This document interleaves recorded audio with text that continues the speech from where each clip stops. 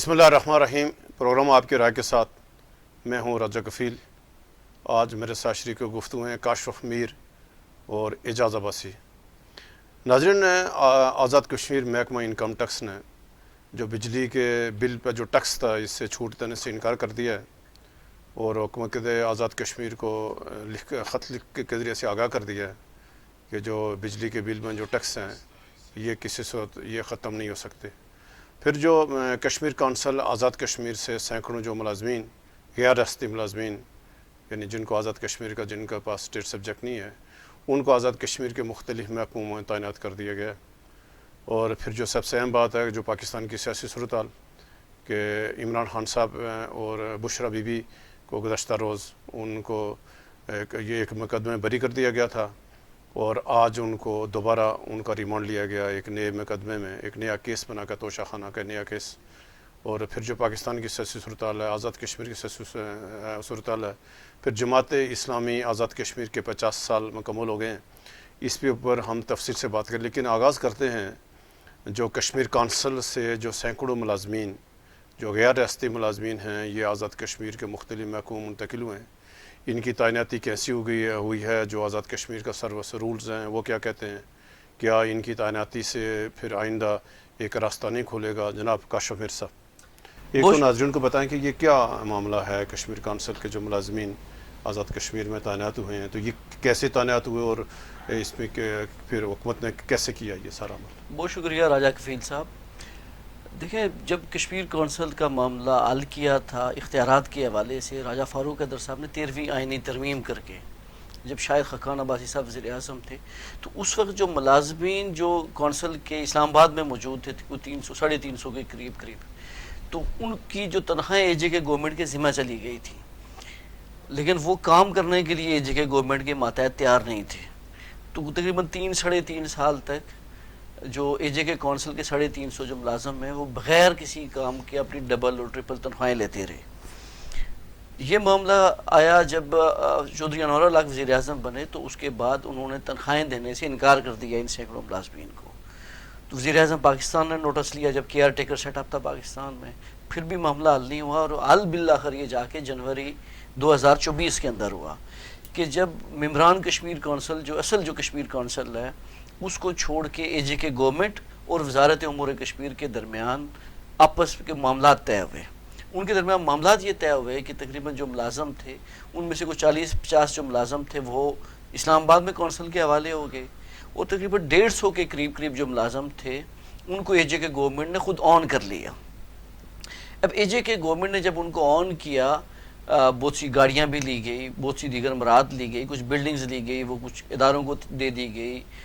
کچھ وزراء نے بھی لے لی، کچھ جو لاجز تھی اس کے اوپر بھی خاصا شور شرابہ پڑا۔ اور جب ملازمین کی بات آئی کہ یہ اے جے کے محکمہ جات کا باضابطہ حصہ ہوں گے، مستقل ملازم ہوں گے، تو اس کے اوپر جو کشمیر کونسل کے جو ممبران تھے انہوں نے اس کے اوپر شدید تحفظات کا اعتراض۔ ان کے کیا تفصیلات ہیں؟ ممبران کا کیا موقف ہے کہ یہ ان کا کیوں نہیں ہونا چاہیے؟ دیکھیں، ممبران کا اس کے اوپر اعتراض یہ تھا کہ یہ لوگ جو ہیں ان کو یا تو آپ پینشن دے کے فارغ کر لیتے، گولڈن ہینڈ شیک دے دیتے، ان کو اب جب آپ مستقل اے جے کے کی ملازمت کا حصہ بنائیں گے تو آپ پھر ایک راستہ کھولیں گے غیر ریاستی جو باشندے آزاد کشمیر سے، تو ان کو آزاد کشمیر میں ملازمت کا۔ اور اس کے اوپر ایک کیس تھا رفعت اللہ بیگ کے نام سے، ایک کیس تھا جو آزاد کشمیر کی ہائی کورٹ میں بھی چلا اور سپریم کورٹ میں بھی چلا جب تک یہ معاملہ سیٹل نہیں ہوا تھا کشمیر کونسل کا۔ تو اس وقت ہائی کورٹ نے اور سپریم کورٹ نے جو غیر ریاستی افراد کی جو بھرتی تھی کشمیر کونسل کے اندر، اس کو انہوں نے غیر قانونی قرار دے کے تو کالعدم قرار دینے کا فیصلہ دیا، لیکن اس کے اوپر امپلیمنٹ اس لیے نہیں ہوا تھا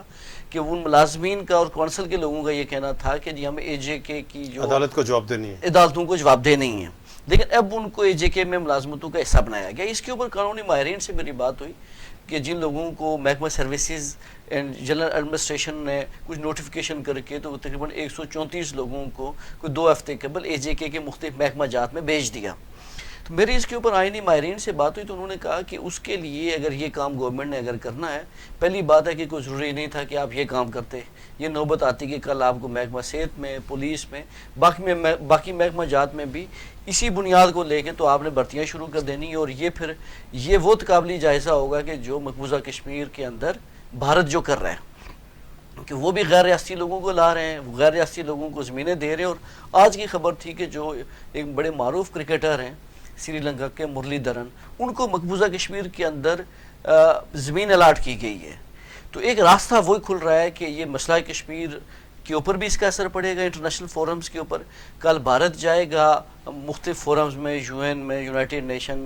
کی جو دیگر جو فورمز ہیں وہاں پہ, انسانی حقوق کی تنظیموں میں, یورپی یونین میں, OIC میں, اور وہ کہے گا کہ یہ دیکھیں جی یہ آزاد کشمیر کے اندر تو پاکستان یہاں پہ غیر ریاستی لوگوں کو یہاں پہ یہ بھرتی کر رہے ہیں. تو ہم نے یہاں پہ آرٹیکل 370 اور 31A کو اگر ہم نے ہٹا لیا اور اس کا شخص ہٹا لیا تو ہم نے کیا کیا؟ انہوں نے تو گلگت بلتستان پہ قبضہ کر لیا. تو جو پاکستان کا جو مسئلہ کشمیر کے اوپر جو موقف ہے سب سے زیادہ اس کو ٹھیس پہنچے گی انوار اللہ کی جو حکومت ہے اس کے اس اقدام کی وجہ سے. دوسرا یہ آزاد کشمیر کے اپنے جو آئین اور قانون ہے یہ اس کے بھی خلاف ہے, عدالتی فیصلوں کے بھی خلاف ہے کہ آپ نے ملازمین کو مشکل حصہ بنا دیا ہے. دیکھیں جب آپ ان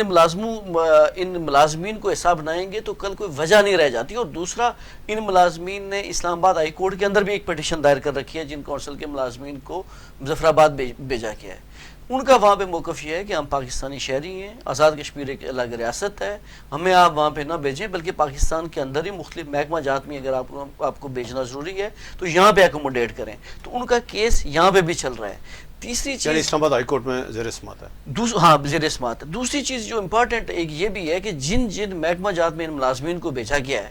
تو وہاں پہ ظاہر سی بات ہے ملازمین کی ایک سینئرٹی لسٹ یہ کس گریڈ کے لوگ ہیں؟ یعنی یہ جو لوگ آزاد کشمیر بھیجے گئے ہیں یہ کس دیکھیں ان میں سے چند لوگ تو گریڈ 19 میں بھی ہیں,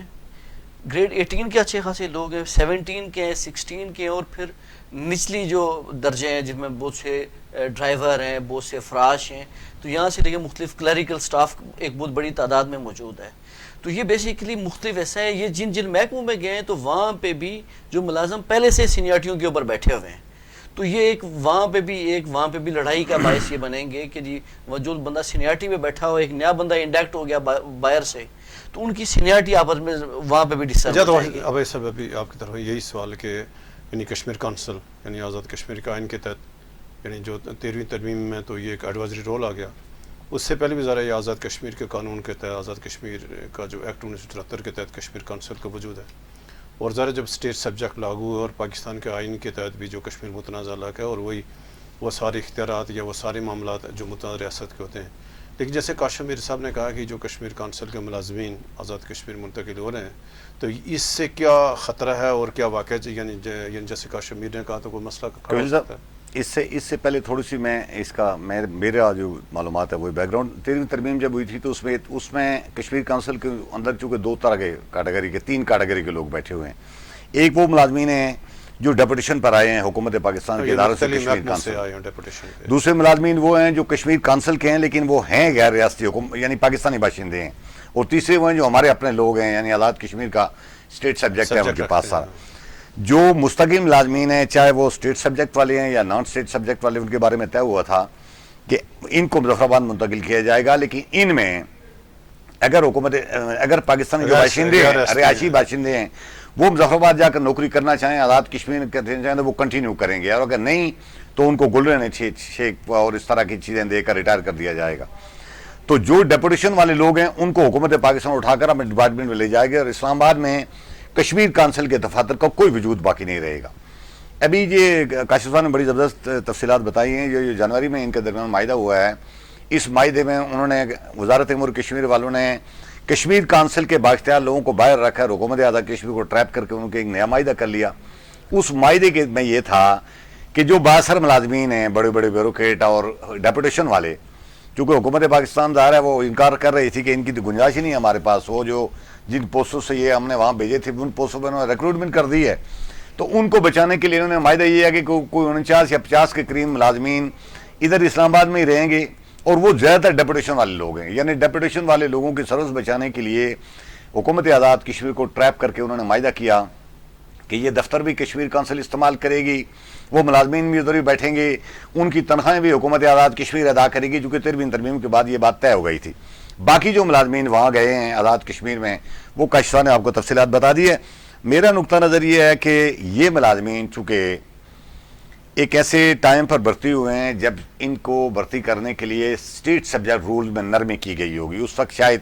کسی میں مثلاً آزاد کشمیر کے کئی کالجوں میں بہت سارے پروفیسروں کو جانتا ہوں جو پاکستانی باشندے ہیں, اور اس وقت آزاد کشمیر میں اس طرح کی کیٹیگری کے لوگ نہیں مل رہے تھے. انگلش کے پروفیسر تھے, کئی میتھمیٹکس کے پروفیسر تھے, کئی نیچرل سائنسز کے پروفیسر تھے. تو ان کو تو ڈیفینیٹلی ظاہر ہے اس وقت رول میں نرمی کر کے بھرتی کیا گیا, اور اب ان کی سروس کو تحفظ حاصل ہے. آپ ان کو محض اس بنیاد پر وہاں سے فارغ نہیں کر سکتے کہ ان کے پاس ابھی چند دن پہلے کی بات ہے کہ میں دیکھ رہا تھا کہ اشتہار آیا ہے ڈاکٹر کو بھرتی کرنے کے لیے. انہوں نے کہا کہ اسٹیٹ سبجیکٹ ہولڈر نہیں ملتے تو نان اسٹیٹ سبجیکٹ ہولڈر جو پاکستانی باشندے وہ بھی اپلائی کر سکتے ہیں. تو یہ ضرورت کو مد نظر رکھ کر جو کیا گیا ہے, ماضی میں جو کچھ ہو چکا ہے وہ اس کو تو ایک آئینی تحفظ مل جائے گا, لیکن یہ بالکل کاشف صاحب کی بات ٹھیک ہے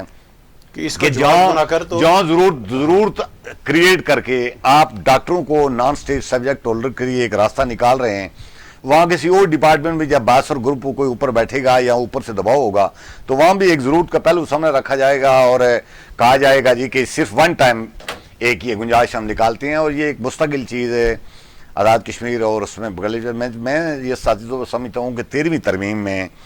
کشمیر کونسل کے حوالے سے جو آزاد کشمیر گورنمنٹ نے اپنے آئین میں ترمیم کی تھی اور حکومت پاکستان کی اجازت اور منظوری کے ساتھ وہ ترمیم ہوئی ہے, اس پر ہو بہو عمل درآمد ہونا چاہیے.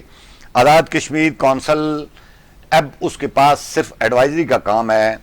وہ بالکل ادارے کے طور پر تو چلو برقرار رہتی ہے تو بے شک رہے, لیکن یہ جو انتظامی اختیارات اور یہ دوسرے تیسرے ملازمین کا بوجھ اور یہ ساری چیزیں میرے خیال میں اس کو برقرار بلا یہ کوئی جواز ہی نہیں ہے. لیکن اب پچھلے 2.5-3 سال سے وہ لوگ کام کر رہے ہیں, کروڑوں روپے ان کی تنخواہ بنتی ہے اور تنخواہیں بھی کفیل صاحب حیران رہیں گے.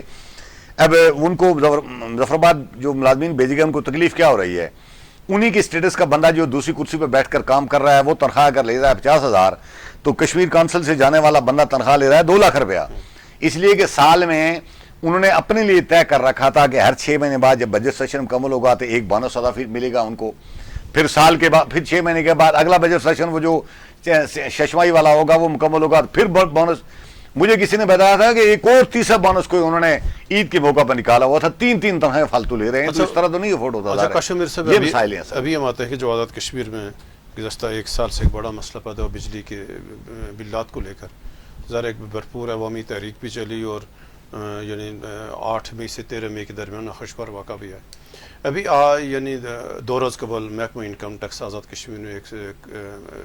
مطلب حکم نامہ جاری کیا ہے کہ بھائی جو بجلی کے بل پہ جو ٹیکس ہے اس کو کسی صورت ختم نہیں کیا جا سکتا, اور یہ جو پاکستان میں ٹیکس کا قانون لاگو اس کو آزاد کشمیر حکومت نے انڈورس کیا ہے. تو یہ کیا ایشو اور کیا اس سے نیا مسئلہ کھڑا ہوگا, اور جو معاہدہ کیا تھا ایکشن کمیٹی کے ساتھ پھر اس کا کیا بنے گا؟ دیکھیں رایا کفیل صاحب, اگر حکومت سنجیدہ ہوتی اور اگر وہ یہ چاہ رہے ہوتے کہ ہم نے معاملہ سیٹل کرنا ہے تو یہ جو ان لین ریونیو کا جو محکمہ ہے یہ گورنمنٹ کے انڈر ہے, یہ پرائم منسٹر کے بھی انڈر ہے.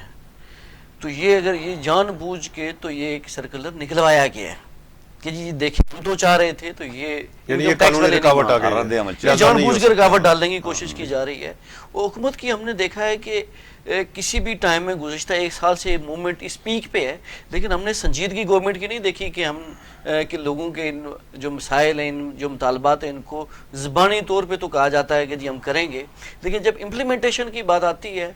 تو اس کے اوپر امپلیمنٹ نہیں ہوتا. اور ابھی یہ کون ہوتا ہے مثال کے طور پہ ان لینڈ ریونیو, اگر گورنمنٹ یہ ڈیسائیڈ کرتی ہے, کیبنٹ اور اسمبلی ڈیسائیڈ کرتی ہے.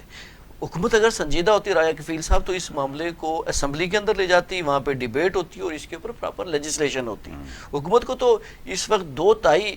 سے زائد کی اکثریت حاصل ہے. کیا مسئلہ تھا کہ یہ اس معاملے کو ان رولز میں ترمیم نہیں کر سکتی تھی, لیکن یہ جان بوجھ کے جو جوائنٹ عوامی ایکشن کمیٹی ہے ان کو پریشرائز کرنے کے لیے ایک مرتبہ پھر احتجاج کی جو تحریک ہے اس کو آواز دینے کے لیے کہ آپ پھر تحریک چلائیں, چونکہ ان کے مقاصد دور ہیں. یہ یہاں پہ تحریک چلتی ہے تو یہ جا کے مرکز کے اندر یعنی سارا معاملہ ریاست کو پھر انتشار, گورنمنٹ یہ چاہ رہی ہے کہ لوگ ایک دفعہ پھر سڑکوں کے اوپر آئیں. اچھا بھائی صاحب, ابھی یہی سوال آپ سے ہے کہ ذرا ایک ایسے موقع پر کہ جب ایکشن کمیٹی والے دوبارہ یعنی وہ تحریک کے لیے آپس میں رابطے کر رہے ہیں, اور جو حکومت کا یہ جو نوٹیفیکیشن ہے محکمہ ان لینڈ ریونیو کا کہ کوئی ٹیکس ختم نہیں ہوگا, تو پھر ذرا معاملہ تو واپس وہیں آ جائے گا. گفیل صاحب دیکھیں نا, پچھلا وہ جو ایکشن کمیٹی والوں نے جب یہ معاہدہ ہوا تھا تو اس وقت 12 उन लोगों ने, मुख्तलिफ लोगों ने जो जॉइंट कमेटी में शामिल थे, बिलखुसूस शौकत नवाज मीर साहब और जो सरगर्म लोग थे, उन्होंने 3-4 वीलाग के जरिए लोगों को मैसेज कन्वे किया था कि हमारे साथ गवर्नमेंट का मायदा हुआ है कि 3 रुपये, 5 रुपये, 6 रुपये डोमेस्टिक और जो कमर्शियल है 10 और 15 रुपये फी यूनिट के हिसाब से, और इस पर कोई टैक्स नहीं होगा। अतः कि उन्होंने ये भी कह दिया है कि बिजली के जो बिल बकाए जाते हैं वो बिल्कुल किसी को माफ नहीं होंगे, वो पे करने पड़ेंगे, और उन पर भी हमारा ये मायदा हुआ है कि नया रेट लागू होगा और टैक्स कोई नहीं होगा, जिससे अभी हुकूमत इनकार है, टैक्स कोई नहीं होगा। अब सवाल ये पैदा होता है कि उस वक्त इस हुकूमत को तो चाहिए था, नज़ारा है कि अगर ये मायदा नहीं था तो जब उनकी तरफ से लोगों को मैसेज कन्वे हो रहा था कि ये मायदा हमारा हुआ, तो ये वजाहत करते जी कि हमारा मायदा टैक्सों पर नहीं हुआ बल्कि इन चीज़ों पर हुआ। हुकूमत ने खामोशी इख्तियार की, अगरचे किसी तहरीरी शक्ल में हमने कोई इस तरह की चीज़ नहीं देखी कि जिसमें लिखा हुआ, वहाँ जो उन्होंने जारी किया उसमें 3 रुपये, 5 रुपये, 6 रुपये और 10 और 15 रुपये वाली बात थी, टैक्सों का कोई जिक्र नहीं था। लेकिन हुकूमत की खामोशी ये बात वाज़ेह कर रही थी कि मायदा वही हुआ है जिसके बारे में बार बार ऐलान कर रही है एक्शन कमेटी वाले। मेरा नुक्ता ये है कि ये चूँकि वो पिछले दिन जो बिल जारी किए थे पूरे साल वाले, वहाँ उन्होंने गड़बड़ की, वहाँ उन्होंने धोखेबाजी की और 24 महीनों का वायदा करके उन्होंने 12 महीनों की किस्तों में उन्होंने लोगों को वो जारी कर दिए और पुराने रेट टैरिफ पर बिल जारी किए और उसमें टैक्स भी शामिल थे। इन्होंने इनकार कर दिया। इलेक्शन कमेटी वालों ने 2 टोक मैसेज जारी किया लोगों को, कोई बिल जमा ना करवाए, वो सारा रेवेन्यू रुक गया। अब ये नई तरह से वो चीज़ एक आज़ाद कश्मीर छोड़ रहे हैं जो अनवर अल हक साहब की हुकूमत के लिए फ़ायदेमंद चीज़ है। आज़ाद कश्मीर के लोगों के लिए तो ये इंतशार नुकसानदेह है, डिपार्टमेंट के लिए नुकसानदेह है, हमारे सिस्टम के लिए नुकसानदेह है, हमारी सारी इंफ्रास्ट्रक्चर के लिए, हमारी इकोनॉमी के लिए नुकसानदेह है। लेकिन फ़ायदेमंद अगर है तो अनवर अल हक साहब की हुकूमत के लिए, इसलिए कि आज़ाद कश्मीर इंतशार बरकरार रहेगा तो ये हुकूमत भी बरकरार रहेगी। अगर इंतशार बरकरार ना रहा, कोई अमन सुकून हो गया, तो कहीं इनको ख़तरा है कि कोई और सूरत हाल ज़ाहिर है गड़बड़ में न हो जाए। मैं ये समझ रहा हूँ कि ये हुकूमत का जो इनके साथ मायदा हुआ है उस मायदे को बिल्कुल उस पर अमल दरामद होना चाहिए, और वो मायदा यही था कि लोगों को बगैर टैक्स के ये इस रेट पर नए टैरिफ पर बिजली देंगे, और इस पर हुकूमत अगर इनकार करती है तो आज़ाद कश्मीर की सड़कों पर, और ये बात बिल्कुल तयशुदा है कि लोग इस वक्त पूरी तरह तैयार बैठे हुए हैं, हुकूमत ने जो उनके साथ मायदा किया उस पर हुकूमत को अमल दरामद करना पड़ेगा, और ना किया तो लोग फिर सड़कों पर आएंगे और ये हुकूमत जूतियां खाकर बिल्कुल तयशुदा बात जूतियां खाकर अमल करना जो पड़ेगा। इस मरतबा जो एक्शन कमेटी ने और जो दीगर लोगों से मेरी बात हुई, तो उनका ये मिशन नहीं है कि जी हमने सिर्फ अपने शहरों की हद तक करना है। इस दफ़ा लोग कह रहे हैं कि हमने या तो इस्लामाबाद की तरफ मार्च करना है या हमने मुजफ्फराबाद असेंबली की तरफ मार्च। जी बिल्कुल। तो कौन चाह रहा है कि इंतशार हो? वही लोग चाह रहे हैं कि जिन्होंने इंतशार की कैफियत बना के अपनी गवर्नमेंट को बचाने की कोशिश की, एक माहौल बनाया, और पाकिस्तान में और यहाँ पे जो कौमी सलामती के इदारे हैं उनको ब्रीफिंग दी कि जी हालात बहुत ख़राब हैं, कभी EFC मंगवाते हैं, कभी PC मंगवाते हैं, कभी रेंजर्स मंगवाते हैं, तो ये इस चक्कर में अपना टाइम गुजार रहे हैं। तो अगर यही सूरत हाल रहती है, देखें बिजली वाले मामले पे आपने देख लिया कि ये हुआ, इसके बाद जो अशराफिया की मराद के ऊपर जो नोटिफिकेशन होना था वो कहाँ पे गया? कोई भी नहीं हुआ। उसके अलावा कुछ 7 दीगर मुतालबात थे, उनके ऊपर कोई पेशरफ्त नहीं हुई। अगर एक ही मुतालबा पूरा हुआ अभी तक तो वो हुआ आटे के ऊपर, उसके अलावा किसी भी मुतालबे को हुकूमत ने संजीदा नहीं लिया। उन्हें तो फ़ायदा ये हुआ कि 23 अरब रुपया वज़ीर-ए-आज़म पाकिस्तान ने भी दे दिया और उसका भी कोई हिसाब किताब नहीं हुआ। आपने देखा होगा कि गुज़िश्ता दिनों जो सेक्रेटरी फाइनेंस ने ब्रीफिंग दी जो काबीना को, तो उन्होंने कहा कि जी हम AJ के गवर्नमेंट से ये जब बजट मंजूर हो रहा था, ये उन दिनों की बात है, कि हम उनसे उस 23 अरब रुपये का हिसाब मांग रहे हैं कि आपने किधर एडजस्ट किया है, तो वो हमें हिसाब ये भी नहीं दे रहे। तो आया ये अगर 23 अरब रुपया वो ले गए, बाकी पैसे ले गए, तो ये आया अगर अवाम के ऊपर खर्च नहीं होगा तो ये कहाँ पे होगा? अच्छा भाई साहब, अभी हम आते हैं कि जमात इस्लामी आज़ाद कश्मीर उनके 50 साल मुकम्मल हुए हैं। एक तो ज़रा जमात इस्लामी आज़ाद कश्मीर के जब इसका क्या हुआ 1974 में, ज़रा वो ऐसे हालात थे कि जब ज़रा यानी जमात इस्लामी या एक ज़रा बड़ी जमात थी। तो आप क्या कहेंगे कि जमात इस्लामी आज़ाद कश्मीर के 50 साल हो गए और मौलाना नूरुल बारी से लेकर आज डॉक्टर मुश्ताक तक यानी जितनी क़यादत आई है, तो मुख्तसर क्या है जो जमात इस्लामी का किरदार आज़ाद कश्मीर की सियासत? कबीर साहब, एक चीज़ तो बिल्कुल वाज़ेह है कि आज़ाद कश्मीर हो या पाकिस्तान, पॉलिटिकल नुक्ता नज़र से अगर देखें तो जमात इस्लामी शायद उस तरह कामयाब नहीं हो पाई जितनी होती तो इस मुल्क को फ़ायदा होता। लेकिन तंजीमी लिहाज से इतना मजबूत नेटवर्क है उनका कि आज़ाद कश्मीर हो या पाकिस्तान, उन्होंने बहुत एक अच्छी लाट तैयार करके इस कौम को दी है। बहुत अच्छे तालीमी इदारे बनाए, बहुत अच्छे प्राइवेट सेक्टर में उन्होंने रिफॉर्म के काम किए, और उनके जो प्रोजेक्ट हैं यानी उन्होंने پولیٹیکل ایک جو وہ ہوتی ہے چیز، اس سے ہٹ ایک کر ہی سیاسی آزاد جماعت ہے کشمیر جس کا اور پاکستان کے اندر آزاد کشمیر پاکستان میں لوگوں کو اتنا ایک یعنی انہوں نے ایک پروو کر دیا ہے کہ وہ اتنی کریڈیبلٹی ہے ان کے اندر، ان کے لوگوں میں صلاحیت ہے، ان کے ادارے ان کے اتنے اچھے ہیں کہ لوگ اعتماد کرتے ہیں ان کے اوپر، اپنے بچوں کو وہاں پڑھاتے ہیں، ان سے اور ریلیف کی چیزیں کرتے ہیں سارے. لیکن پولیٹیکل نقطہ نظر سے میں سمجھتا ہوں کہ جماعت اسلامی کو ابھی تک اس طرح کی وہ نہیں ہو سکی، جو ایک افسوسناک طرز عمل ہے. آزاد کشمیر کی جماعت اسلامی جو ہے وہ صرف آزاد کشمیر نہیں، گلگت بلتستان کی ایک پورا ایک واحد سیاسی،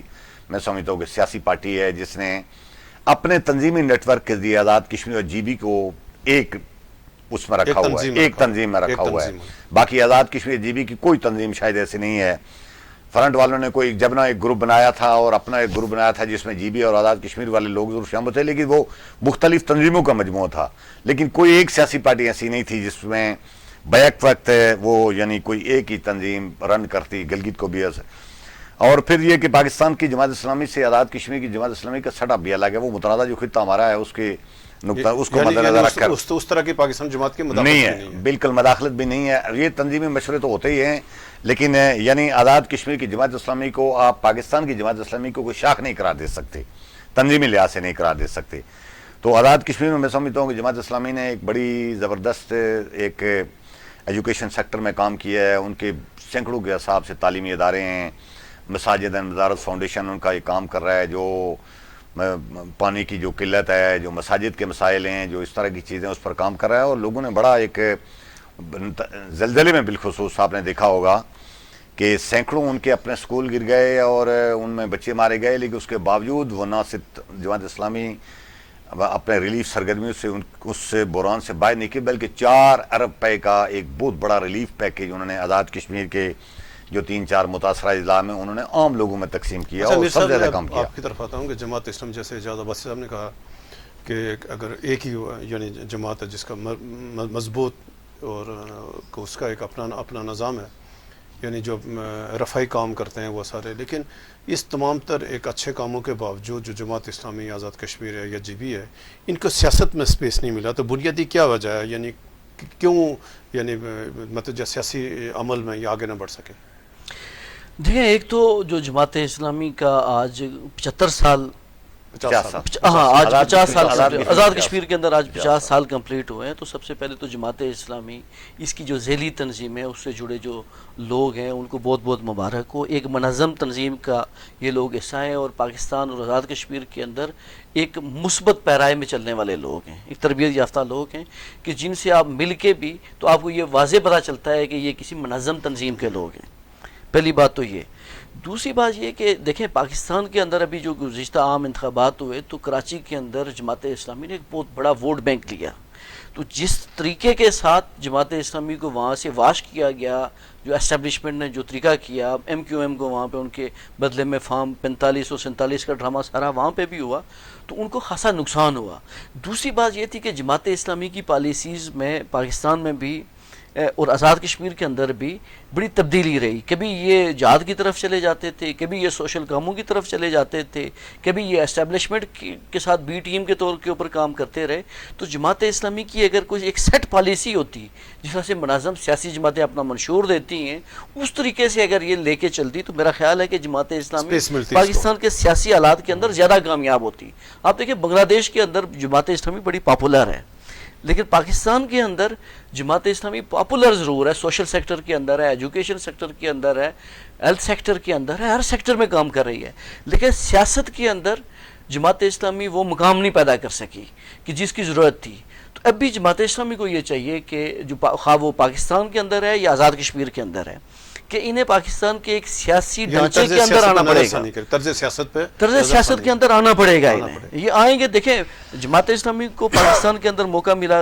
خیبر پختونخوا میں جماعت اسلامی کے ساتھ مل کے حکومت کا، جماعت اسلامی کو موقع ملا جب متحدہ مجلس عمل کی حکومت تھی اس وقت بھی موقع ملا. لیکن یہ جن کے ساتھ ان کو موقع ملا تو یہ حکومت کے بعد زیادہ لمبے عرصے تک چل نہیں سکے. تو سیاست میں آپ نے دوسری جماعتوں کے ساتھ چلنا بھی ہوتا ہے لمبے ٹائم کے لیے. اگر ابھی ہم دیکھتے ہیں مرکز کے اندر بھی، تو جماعت اسلامی کی جو پالیسی ہے وہ بڑی کنفیوز سی نظر آتی ہے. پچھلے عرصے میں تو ہم یہ دیکھتے تھے کہ جماعت اسلامی کہیں پہ اتحاد میں ہے، کہیں پہ اپوزیشن میں ہے، کہیں پہ کہاں پہ کھڑی ہے. اب آزاد کشمیر میں نہیں پتا کہ جماعت اسلامی اس وقت حکومت کے ساتھ ہے، اپوزیشن میں ہے، کہاں پہ ہے، اس بات کا کوئی علم نہیں ہے. ان کے مختلف بیانات ہوتے ہیں، مختلف پالیسیاں چل رہی ہوتی ہیں. یعنی ان کے اسٹیبلشمنٹ کے اس چھتری سے باہر نکل کر عوام کے ساتھ کھڑا ہونا چاہیے. دیکھیں ایک تو جو ہے وہ انہیں عوام کے ساتھ کھڑا ہونا پڑے گا، اور جو عام عوامی جو ایشوز ہیں ان میں اپنے آپ کو لانا پڑے گا. جس طرح سے بلدیاتی الیکشن ہوئے تھے ایجگے کے اندر، تو جماعت اسلامی کو ایک منظم طریقے کے ساتھ ان بلدیاتی انتخابات میں آنے کا موقع تھا، لیکن وہ اس میں کامیاب نہیں ہو سکے. اب بھائی صاحب ابھی ہم آتے ہیں پاکستان کی سیاست پہ کہ سپریم کورٹ کے ایک تاریخی فیصلے کے بعد یعنی پاکستان کی جو سیاست ہے یہ اس میں اثر یعنی نئی صف بندی ہو رہی ہے. اور عمران خان صاحب کی کل یہ ایک مقدمے میں وہ بری ہو گئے، آج ان کو گرفتار کیا گیا. تو آپ کیا دیکھ رہے ہیں کہ پاکستان میں جو انتشار ہے، جو سیاست میں کشیدگی ہے، تلخی ہے، یہ اس میں یعنی کم ہونے کے بجائے اس میں کیوں یعنی شدت آ رہی ہے، اور کیا دیکھ رہے ہیں آپ سارے صورتحال؟ کفیل صاحب یہ جو جنوری میں الیکشن ہوئے تھے اس کے بعد جو طرز پاکستان ہے، 8 فروری، اس کے بعد پاکستان میں جو طرز عمل اپنایا ہے ہماری ریاست نے، ریاستی اداروں نے، ایک بہت بڑی سیاسی پارٹی، جس سیاسی پارٹی کو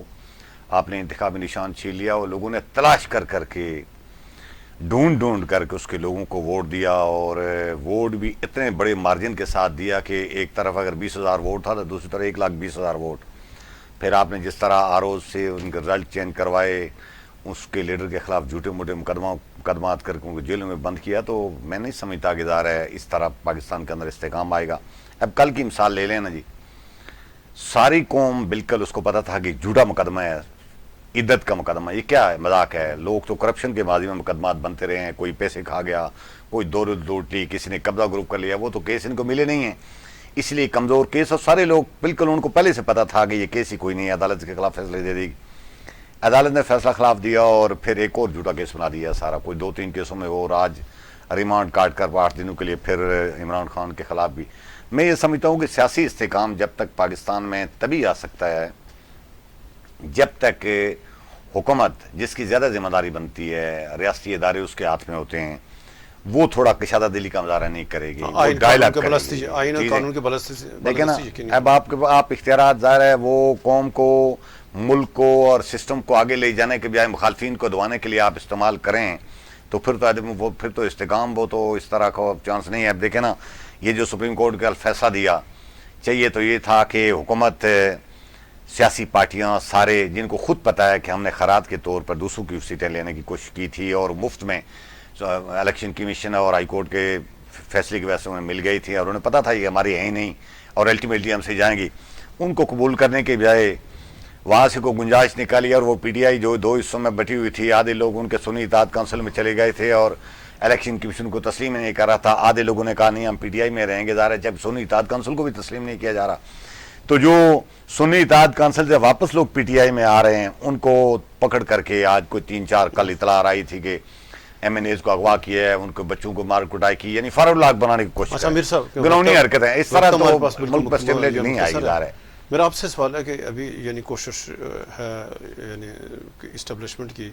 کہ کسی طرح جو پی ٹی آئی کو توڑا جائے، تو یہ جو سپریم کورٹ کے فیصلے کے بعد اب تک جو حالات ہیں، تو کیا آپ کیا دیکھ رہے ہیں، کوئی فارورڈ بلاک بنے گا پی ٹی آئی میں سے، یا بالکل یہ اس کا جو سامنا کریں گے اور نئی بنیاد ڈالیں گے؟ دیکھیں جو رائے صاحب پی ٹی آئی نے جو مشکل ترین حالات دیکھیں، جو ریسنٹ پاسٹ میں ہم دیکھتے ہیں سیاسی جماعتوں کے اوپر جو آئے ہیں، کہ آپ انتخابات سے دیکھیں کہ لوگ جو امیدوار بننے کے لیے اپنے کاغذات نامزدگی جمع کرانا چاہ رہے تھے، ان کو اٹھا کے لے جایا جاتا تھا، کاغذ نہیں جمع کرانے دیتے تھے، مقدمے بنا دیتے تھے. اس سے لے کے تو جو جبر ہو سکتا تھا تو وہ کیا گیا، لیکن سپریم کورٹ کے فیصلے تک جو پوری ایک ایکسرسائز تھی وہ ساری کر کے دیکھ لی گئی ہے. دیکھیں جو لوگ اس وقت پی ٹی آئی نے جن لوگوں کو ٹکٹ دیا تھا وہ کون لوگ تھے، وہ کوئی نامور لوگ نہیں تھے. ان میں سے کوئی 95% جو لوگ تھے وہ عام لوگ تھے، وہ وکیل تھے، عام لوگ تھے، جو سی کلاس کے لوگ تھے، ایک عام لوگ تھے. ان کو اٹھا کے تو انہوں نے ٹکٹ دے دیے، باقی لوگوں کو تو اٹھا کے کوئی پارٹیاں چھوڑوا دی، پریس کانفرنسز کروا دی. تو میرا نہیں خیال کہ اب ان لوگوں میں سے کسی کو بڑا کوئی آپ دڑا بنا سکتے ہیں. ہاں یہ شیر افضل مروت جیسا یا کوئی انڈیویجولز کوئی 1 2 3 4 لوگ جو ہوں تو ان کو شاید کہیں پہ اوپر نیچے کیا جا سکتا ہے، لیکن دوسری طرف ہم دیکھتے ہیں کہ ملک کے اندر جس طرح سے ایک بہت بڑی موومنٹ جو چل رہی ہے عمران خان کے حق میں، وہ پبلکلی جتنی سپورٹ ہے، ادارہ جاتی جو ان کے ساتھ ایک ہمدردی کی جا رہی ہے ہر جگہ کے اوپر، تو یہ ایسا ہو نہیں سکتا ہے کہ آپ اس کو بالکل ہی کنارہ کش کر دیں۔ میرا خیال ہے کہ اب کچھ ٹائم سے ایسا فیل ہو بھی رہا ہے کہ اسٹیبلشمنٹ اپنے آپ کو تھوڑا سا پیچھے ہٹانے کی کوشش کر رہی ہے، لیکن جس حد تک سسٹم گیا ہوا تھا نظام، تو وہاں سے ریورس کرنا بھی بڑا مشکل تھا۔ آپ کا کہنا ہے یہ پی ٹی آئی کے اندر فارورڈ بلاک مطلب جب بننے کوئی امکان نہیں؟ مجھے نہیں لگتا کہ جس طرح سے پی ٹی آئی کے اندر، چونکہ P T I Imran Khan ہے، اگر عمران خان سے جن لوگوں نے اختلاف کیا وہ لوگ کہاں پہ گئے؟ جو لوگ ایک استحکام پاکستان پارٹی بنائی گئی تھی، وہ پارٹی کدھر ہے؟ وہ لوگوں کو پتہ ہے کہ ایک پی ٹی آئی کی ایک نئی پارلیمنٹیرین بنائی گئی تھی، وہ پارٹی کدھر گئی؟ تو ملک کے اندر یہ ملک سیاسی جماعتوں کے اوپر نہیں چل رہا، یہ شخصیات کے اوپر چل رہا ہے۔ تو جو لوگ عمران خان کو اس کی پارٹی میں سے چھوڑ کے جائیں گے، انہیں اپنے انجام کا پتہ ہے کہ وہ کدھر جائیں گے۔ تو مجھے نہیں لگتا کہ فارورڈ بلاک بنانے کی جو کوشش ہے وہ کوئی زیادہ کامیاب ہوگی۔ ہاں یہ پاسبل ہے کہ یہ خالی کوئی اسٹیبلشمنٹ کا رول نہیں ہے، یہاں پہ وہ جو سیاسی جماعتیں جو مستفید ہوئیں، جن کو حکومت دی گئی، جن کو فارم 47 کے تحت حکومتیں دی گئی، جن کو ایک جعلی مینڈیٹ دیا گیا، تو ان کی یہ ضرور کوشش ہے کہ ہم کسی نہ کسی طور کے اوپر فارورڈ بلاک میں لالچ دیں تو اس چیز کو رکوایا جائے۔ بہت شکریہ میر صاحب، آپ کا بھائی صاحب شکریہ۔ ناظرین، اس وقت جو پاکستان سنگین ایک معاشی بحران سے ہے، اور پاکستان کا معاشی بحران اگر گزشتہ 3 دہائیوں سے اگر آپ اس کا جائزہ لیں، اس کی جو بنیادی وجہ ہے جو معاشی بحران ہے پاکستان، یہ سیاسی عدم استحکام۔ تو پاکستان گزشتہ 30 سالوں سے بدترین جو سیاسی عدم استحکام سے دوچار ہے، اس کی جب تک یہ مسئلہ حل نہیں ہوگا، اب یہ ریاستی اداروں کی ذمہ داری ہے، تمام سیاسی جماعتوں کی ذمہ داری ہے کہ پاکستان میں فوری طور پر جو استحکام کی طرف بڑھا جائے۔ جب تک سیاسی استحکام نہیں آئے گا، نہ تو معاشی استحکام آئے گا اور نہ ہی پاکستان آگے بڑھ سکتا ہے۔ تو لہٰذا ہماری گزارش یہی ہے کہ جتنا جو حکومت کی ذمہ داری ہے کہ جتنے بھی اسٹیک ہولڈر ہیں، سب کو اعتماد میں لے کر فیصلے کیے جائیں، سیاسی فیصلے کیے جائیں، اور جب آپ سیاسی فیصلوں کو مسلط کریں گے، ظاہر ہے اس کے پھر خطرناک نتائج ہیں۔ کل تک اجازت دیں، اللہ حافظ۔